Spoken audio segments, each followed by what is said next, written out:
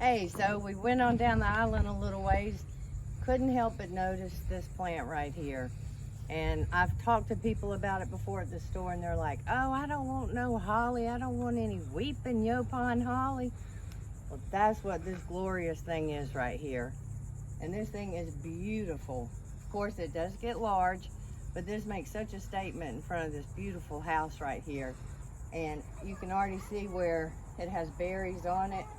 By the time November gets here, this is gonna be covered in red berries.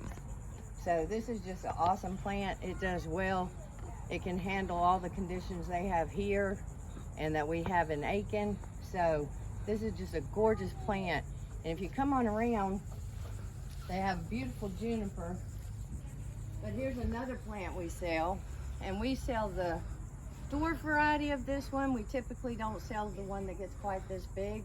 But this is a Podocarpus, and people call it Japanese Yew. But this is another gorgeous plant, and this plant can handle all the salt water you throw at it, all the drought, all the rain. Doesn't really care one way or the other. I think they prefer a little bit of afternoon shade.